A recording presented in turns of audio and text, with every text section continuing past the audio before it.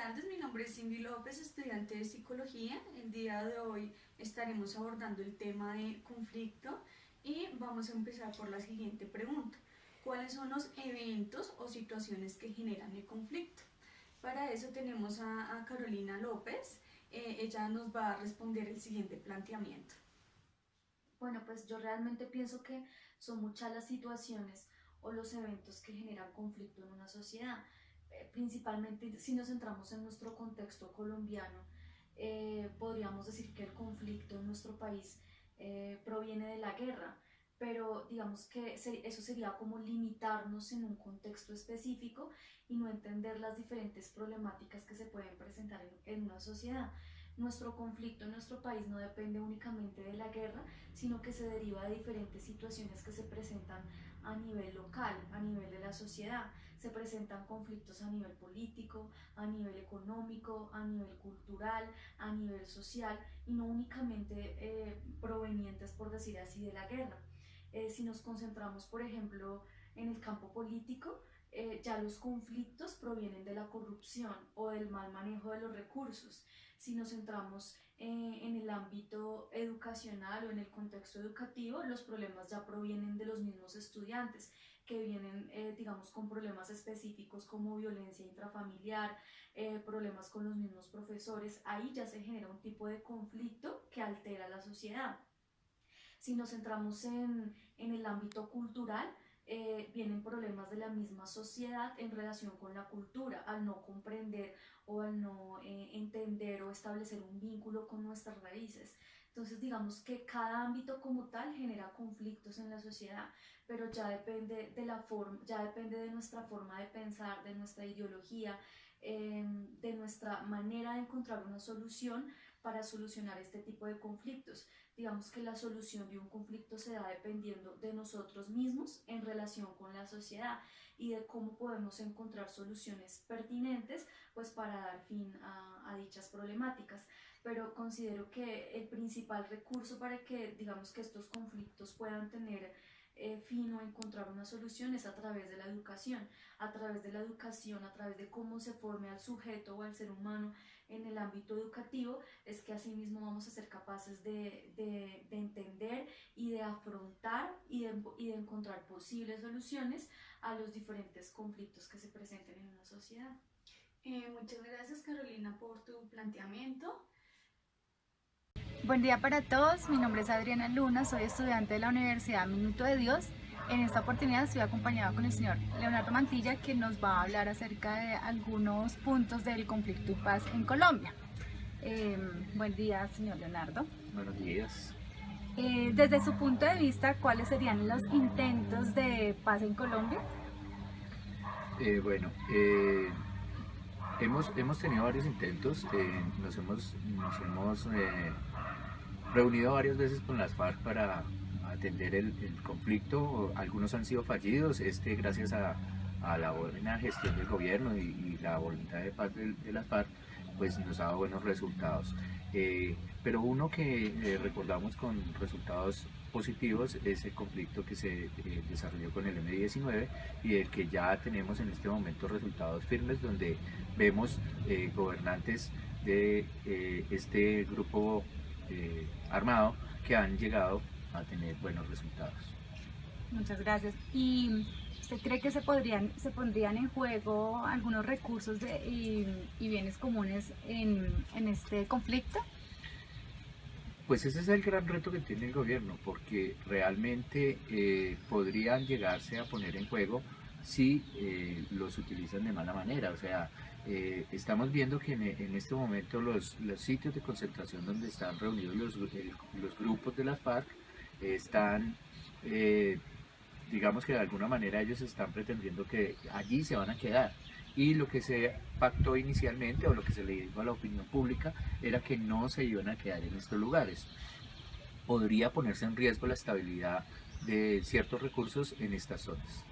Muchísimas gracias por su respuesta. Muchas gracias a todos por su atención. Hasta luego. Buenas tardes, el día de hoy tenemos un tema sobre conflicto y conciliación. Tenemos a la señora Rosa, quien nos va a dar su punto de vista sobre los valores y características humanas que fomentan el conflicto y la paz. Bueno, muy buenas tardes a todos. Básicamente yo pienso que los conflictos se dan por ciertas características, por ejemplo, por agresividades, intolerancias, el irrespeto, muchas veces por desconocimiento. La gente se enfrenta. Sin embargo, con algunos valores que se pueden fomentar desde muy pequeños se puede llegar a una paz, por ejemplo, con el respeto y la tolerancia, como una comunicación asertiva, siempre llegando como a consensos, pues se debe llegar a una resolución de conflictos. Rosa, muchísimas gracias por acompañarnos en esta entrevista. Muchas gracias. Buenas noches, mi nombre es Sandra Milena Niño, yo soy estudiante de la Corporación Universitaria Minuto de Dios, de quinto semestre de Psicología. En el día de hoy vamos a entrevistar al señor Jonathan Hernández para que nos dé su punto de vista con respecto al conflicto armado aquí en Colombia. Señor Jonathan, buenas noches. Para usted, la competencia del factor del conflicto, ¿cómo influye? Buenas noches, Sandra. El tema de la competencia en el conflicto es algo complicado porque no se puede garantizar que pues, las personas que están en este momento en las filas de la guerrilla tengan cierto nivel de competencia. En este momento la idea es que ellos pues, logren reinsertarse a la sociedad y que vuelvan a estar en la parte de la legalidad, pero el tema grave es qué se van a poner a hacer, qué saben hacer, qué competencias tienen. Existen pues muchas teorías, hay gente que dice que el gobierno los va a mantener, que les va a dar durante X sitios, durante X tiempo, dinero, que les van a poner negocios, que les van a poner ciertas cosas, pero el tema fundamental es qué competencias tienen. Yo sé que los cabecillas, algunos son profesionales y algunos tienen muchos estudios, pero muchos de los guerrilleros de a pie, muchos de los que estaban combatiendo, pues no tienen ningún tipo de competencia, algunos apenas si tendrán primaria. Entonces el nivel de competencia es algo un poco complicado con respecto a la parte del conflicto. Entonces ahí es donde el gobierno pues tiene que entrar a trabajar, no solamente para brindarles un apoyo al establecer un negocio o al establecer cierta remuneración, sino el capacitarlos y el darles esas competencias que quizás en este momento no tengan. Ok, y con respecto a las percepciones y estereotipos y prejuicios que usted cree que están involucrados en el conflicto. Es algo muy parecido porque vuelve y pasa lo mismo. La población hasta qué punto es capaz de confiar en estas personas que van a estar reinsertadas, ¿sí? Muchos de estos reinsertados pues van a estar hasta cierto punto en el anonimato. La gente no va a saber a ciencia cierta que son reinsertados o que eran guerrilleros, y la idea está tratar de tapar algunas de esas cosas porque la gente en su gran mayoría no va a estar preparada para saber que la persona que está en el negocio de al lado o en la misma empresa donde trabajan era un guerrillero. Entonces ese es un tema un poco complicado con respecto a eso. Ahí va a existir cierta discriminación y se van a generar estereotipos de no, era guerrillero, es peligroso, no, era paramilitar, entonces tiene X problemas.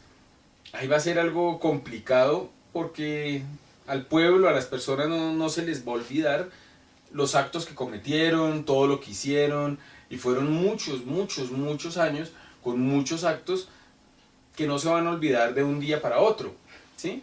Entonces el tema viene siendo más de esa forma.